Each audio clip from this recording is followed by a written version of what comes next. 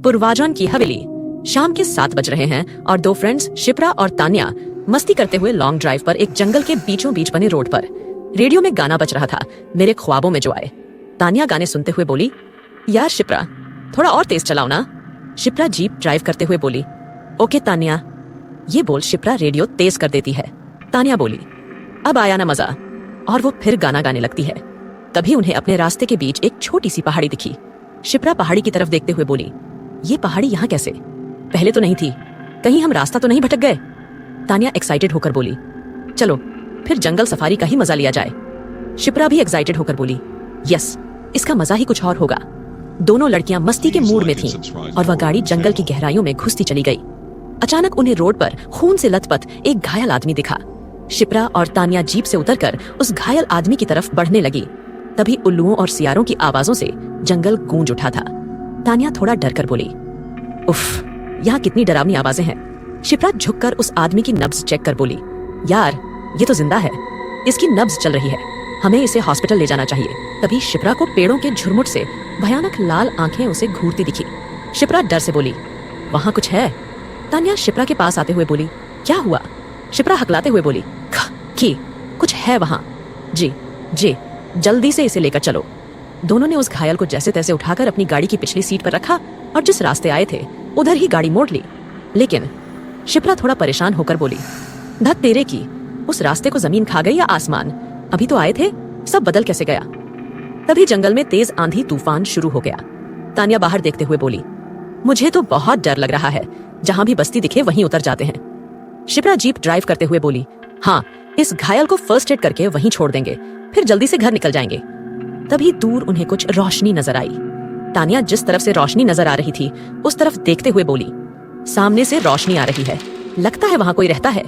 शिप्रा तान्या की बात पर बोली, हाँ, वहीं चलते हैं। कुछ दूर जाने पर उन्हें सामने एक हवेली दिखी। गाड़ी की हेडलाइट की रोशनी में शिप्रा की नजर हवेली पर लिखे नाम पर पड़ी, राम नारायण सिंह। शिप्रा खुश होकर बोली, अरे ये तो मेरे पूर्वजों की हवेली है, इस पर मेरे दादाजी का नाम लिखा हुआ है। दादाजी ने बताया था, पर वो हमेशा यहाँ आने से हम सबको रोकते रहे। शिप्रा ने जीप का हॉर्न बजाया, जिसे सुनकर एक आदमी हवेली से बाहर आया। वह शिप्रा को देखकर चौंक गया। शिप्रा की तरफ चौंक कर देखते हुए बोला, अरे आप छोटी मालकिन? शिप्रा उसकी बात सुनकर चौंक गई। फिर शिप्रा बोली, तुम मुझे कैसे पहचानते हो? तुम हो कौन? वो आदमी बोला, हम शमशेर हैं छोटी मालकिन। अब आपको नहीं पहचानेंगे तो किसको पहचानेंगे? शिप्रा जीप से बाहर निकल बोली, अच्छा, गाड़ी में एक घायल व्यक्ति है, उसे उठाकर अंदर ले चलने में हमारी हेल्प करो। हवेली के अंदर पहुंचते ही तान्या को प्यास लग गई। तान्या शमशेर की तरफ देखते हुए बोली, शमशेर, आप एक गिलास पानी ला देंगे प्लीज? शमशेर बोला, जी अभी लाया। तभी शिप्रा की नजर कमरे में लगे बड़े से झूमर पर गई। शिप्रा तान्या से बोली, वाओ तान्या, देखो कितना सुंदर झूमर है। शिप्रा के इतना बोलते ही झूमर का आकार बदल गया और उसकी सभी मोमबत्तियां तेज रोशनी के साथ जल उठी। तान्या चौंक कर बोली, ये अचानक बदलकर जल कैसे गया? शिप्रा भी डर कर बोली, हे भगवान, ये हो क्या रहा है? चलो भागो, कहीं यह भूतिया तो नहीं? शिप्रा के इतना कहते ही तान्या डरकर कमरे में दिख रही सीढ़ियों पर भागी। शिप्रा उसे रोकती हुई उसके पीछे भागी। शिप्रा भागते हुए बोली, तान्या रुको, हमें हवेली से बाहर की तरफ भागना चाहिए। लेकिन तभी एक भयानक शैतान तान्या को मार देता है। पूरे सीढ़ियों पर खून ही खून हो गया था। शिप्रा डर से चिल्लाई नहीं। शिप्रा की चीख सुन शमशेर भाग कर वहां आया। शमशेर वहां आ बोला, क्या हुआ छोटी मालकिन? शिप्रा डर से हकलाते हुए बोली, वहां सीढ़ियों पर तान्या को किसी ने मुक्को मार दिया। शमशेर सीढ़ियों की तरफ देख बोला, लेकिन वे तो सीढ़ियों पर खड़ी है, देखिए। सीढ़ियों पर खड़ी तान्या भय और आश्चर्य में डूबी शिप्रा को देख रही थी। शिप्रा बोली, पर अभी 1 सेकंड पहले तो। तान्या, तुम ठीक तो हो? तान्या बोली, हाँ, पर सीढ़ियों पर आगे कुछ है, शायद कोई मॉन्स्टर। जज शमशेर उन दोनों की बातों को बीच में रोकते हुए बोला, आप लोग पहले यहाँ सोफे पर बैठिए, फिर बताइए क्या हुआ। सोफे पर बैठते हुए शिप्रा की नजर पास पड़े एक बड़े सोफे पर पड़ी। शिप्रा परेशान होकर बोली, अरे अब ये घायल आदमी कहाँ गया? उसे इसी पर तो हमने लिटाया था। तान्या बोली, और वो बेहोश था फिर? शमशेर बोला, अरे मैं देख कर आता हूं अभी।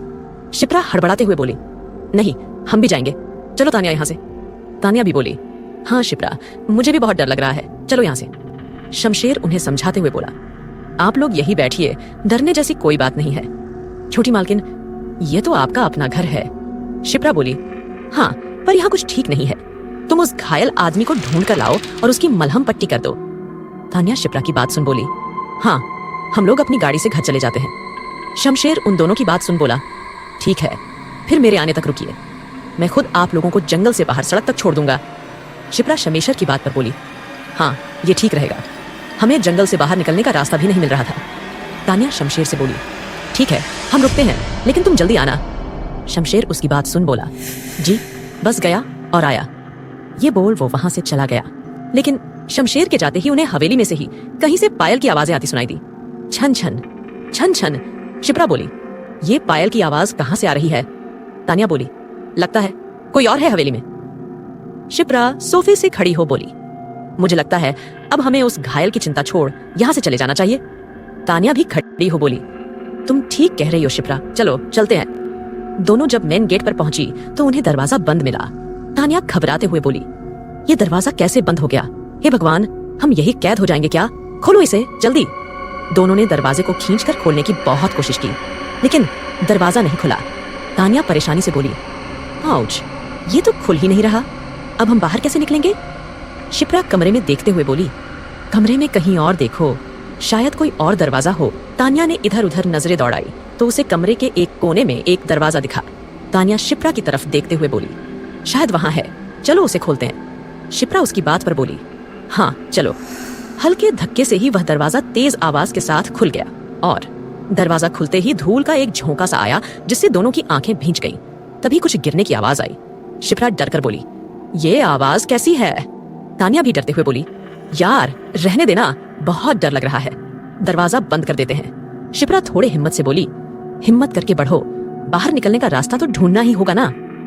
तान्या बोली, तू जाकर देख, मेरे पास इतनी हिम्मत नहीं है, मैं यही खड़ी हूं। वह अंधेरा कमरा शायद वर्षों से बंद था। धूल के गुब्बार के साथ बिल्ली के रोने की आवाज और मकड़ियों की मौजूदगी ने माहौल डरावना कर दिया। धूल का गुब्बार झड़ने पर शिप्रा डर से सामने देखते हुए बोली, इतने सारे ताबूत किसने रखे और क्यों? शिप्रा के इतना कहते ही ताबूतों में लगे शीशे चमकने लगे और उस अंधेरे कमरे में उजाला हो गया। अचानक शिप्रा कमरे में रखे एक बड़े से ताबूत से टकरा गई। शिप्रा के मुंह से दर्द से निकला, आउच, और वह कुछ देखकर बुरी तरह से डरकर चीख उठी। ताबूत में रखा कंकाल अपना एक हाथ उठाकर हंस रहा था। हा हा हा हा हा हा हा हा हा। शिप्रा की चीख सुनकर बाहर खड़ी तान्या चिल्लाई। तान्या बोली, बाहर आ जाओ शिप्रा, बाहर आओ जल्दी। अचानक हॉल में रखी मोमबत्तियां बुझ गई और पूरा माहौल तबलों की थाप और घुंघरुओं की आवाज से भर गया। छनन छनन छूम छूम छुन, त्रिकीटा धा धा, त्रिकीट त्रिकीट त्रिकीट त्रिकीट धा। तान्या चौंक कर बोली, अरे ये मोमबत्तियां कैसे बुझ गई? और लग रहा है जैसे कोई डांस कर रहा हो। ये सब हो क्या रहा है? शिप्रा की बच्ची, जल्दी बाहर आ। तभी तबले और घुंघरुओं की आवाज बंद हो गई और हॉल में किसी के भारी कदमों से चलने की आवाज सुनाई देने लगी। तान्या घबराते हुए बोली, हे भगवान, हे भगवान, मुझे लग रहा है जैसे हॉल में कोई चल रहा हो। ये तबले और घुंघरुओं की आवाज सुनाई देने के बाद अचानक बंद कैसे हो गई? उधर उस कमरे में किसी अदृश्य शक्ति ने शिप्रा के हाथों को जकड़ लिया था। शिप्रा डर से बोली, ये क्या हो गया है मेरे हाथों को? ऐसा लग रहा है जैसे किसी ने जकड़ लिया हो और छोड़ भी नहीं रहा। आह! अचानक एक तेज आवाज के साथ शिप्रा का हाथ छूट गया और वो फर्श पर गिर गई। अचानक फर्श पर गिरने से शिप्रा के मुंह से आह निकल जाता है और फिर शिप्रा को पूरे कमरे से ताबूतों के कंकालों के हंसने की आवाजें सुनाई देने लगी। हाँ हाँ हाँ हाँ हाँ हाँ। शिप्रा डर और घबराहट में बोली, नहीं नहीं नहीं। शिप्रा तेजी से दरवाजे की ओर भागी। दरवाजे की तरफ भागते हुए शिप्रा ने मुड़कर पीछे देखा तो अब वह कमरा पूरा ही खाली हो गया था। सारे ताबूत गायब हो गए थे। शिप्रा पूरे कमरे को देखते हुए बोली, अरे वो ताबूत कहाँ चले गए? अगले ही पल जैसे ही उसने कमरे से बाहर निकलना चाहा, सामने के दृश्य को देखकर उसकी आंखें फटी रह गई। सामने किसी राजकुमारी सी वेशभूषा में उसकी एक हमशक्ल खड़ी थी और आसपास का सारा दृश्य बदला हुआ था। शिप्रा एक चीख के साथ जमीन पर बेहोश होकर गिर गई। ओह नहीं! शिप्रा की चीख और गिरने की आवाज सुनकर तान्या जल्दी से कमरे में आई, लेकिन तब तक शिप्रा का देखा हुआ दृश्य गायब हो चुका था और कमरे में अंधेरा छा गया था। तान्या डर और परेशानी में बोली, शिप्रा शिप्रा, क्या हुआ? उफ उफ, इतने अंधेरे में तो कुछ दिखाई भी नहीं दे रहा। फोन का टॉर्च ऑन करती हूँ। और तान्या के थोड़े से कोशिश से ही शिप्रा को होश आ गया। तान्या शिप्रा के अर्ध खुली आंखों को देख उसके कंधे को हिलाते हुए बोली, शिप्रा प्लीज आंखें खोलो शिप्रा। तभी पीछे रखी मूर्ति ने अपने पंजे में तान्या के दाहिने हाथ को जकड़ लिया। तान्या के हाथ पर मूर्ति का शिकंजा कसता जा रहा था। तान्या दर्द से बोली, आह आह। इसका कसाव तो बढ़ता जा रहा है। तभी एक काली बिल्ली कहीं से छलांग लगाकर आई और उसने मूर्ति के हाथ पर अपना एक पंजा मारा और तुरंत उस मूर्ति ने तान्या का हाथ छोड़ दिया। तान्या कंफ्यूजन में बोली, आचार्य है। इस बिल्ली के पंजा मारते ही मेरा हाथ उस मूर्ति की जकड़ से आजाद हो गया, पर ये बिल्ली आई कहां से? तान्या डर से शिप्रा से बोली, कुछ तो गड़बड़ है यहाँ, भागो यहाँ से और दरवाजा बंद करो। और दोनों भागकर हॉल में आ गई। शिप्रा परेशान में बोली, कहाँ फंस गए हम? घर फोन लगाते हैं, कोई तो आएगा हमें लेने। शिप्रा अपने फोन में देखते हुए फ्रस्ट्रेशन में बोली, धत तेरे की, यहाँ तो नेटवर्क ही नहीं है।